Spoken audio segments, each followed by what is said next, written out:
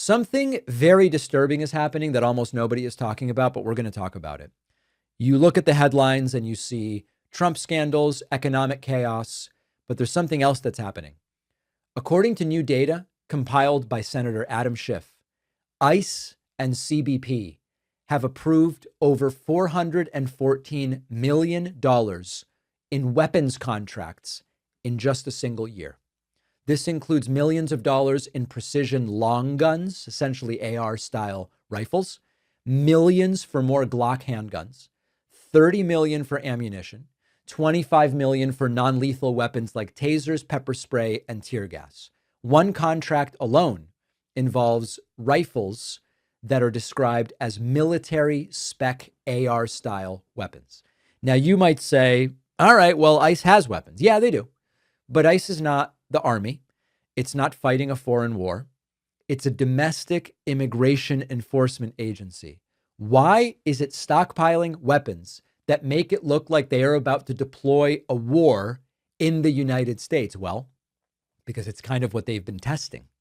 Adam Schiff's report concludes that ICE and CBP are basically constructing a heavily armed domestic police force, and it is happening under Trump with ICE expanding warrantless operations, ramping up surveillance, building these mass detention centers and infrastructure. And now they want to add firepower to that in a scale that we've never seen before. This is bureaucratic militarization. And when you look at history, once these security bureaucracies expand, they don't shrink. You know, look at DHS after 9/11 and how it ballooned. The money just flowed like a waterfall to contractors. The weapons accumulated, the missions expanded. Overnight, we saw oversight destroyed. Right now, it's not about Afghanistan or Iraq. It's inside the United States. Trump says that mass deportations are his signature policy, but deporting millions of people would take decades at the current rates. Decades. So what exactly is the buildup for?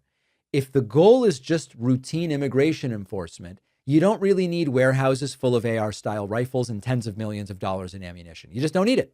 If the goal is controlling unrest, conducting mass sweeps in American cities, confronting large civilian populations, maybe that's why they are arming up in this way. National security experts are concerned this could end up as a poorly trained paramilitary force fueled by Trump's ideology all over the United States. And when you combine their ideological fervor, the expansion of this, the weapon stockpiles, it's not a stable situation. It's mission creep. And the political risk for Trump is that his immigration approval numbers go down when ICE is in the news. Americans consistently don't like, on average, some like it, but on average, Americans don't like the chaos, the family separations, the crackdowns, or any of it. So if voters start to see ICE not as doing border enforcement, but just as a domestic armed force pointed inward, I don't think they're going to like it. Now, the deeper question is an uncomfortable one, but it's unavoidable. Why is a federal immigration agency stockpiling military-style weaponry at this scale, in this sense? Is it about enforcing or is it about controlling? Because once you buy the weapons and you hire the people and the contracts are in place, if public opinion shifts, this entire apparatus doesn't go away. It becomes self-sustaining.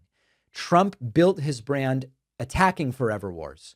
But once you build up ICE with so many new people and the weapon stockpiles and the warehouses and the detention centers, you're going to use it. And the question isn't whether ICE has new weapons. It's what do they plan to do with them? And what happens if Trump loses the House, if Republicans lose the House in November?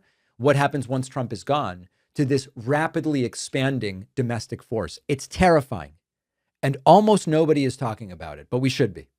When we talk about privacy online, your email account may contain more detailed information about your life than anything else. Your purchases, work conversations, account logins, medical updates. Most big tech email providers do scan your inbox. They build advertising profiles around your activity, and then they target you using that data. I recommend StartMail. Our sponsor, StartMail, is a platform that functions just like the email services you're used to. No learning curve, but unlike the big tech email providers, StartMail does not scan your email. It doesn't track you. It doesn't sell your data. And you also get privacy tools that the other email providers do not offer. You can create unlimited email aliases so you don't have to give anybody your real email address when you sign up for stuff. Super useful. You can also send PGP encrypted emails even if the recipient doesn't use encryption.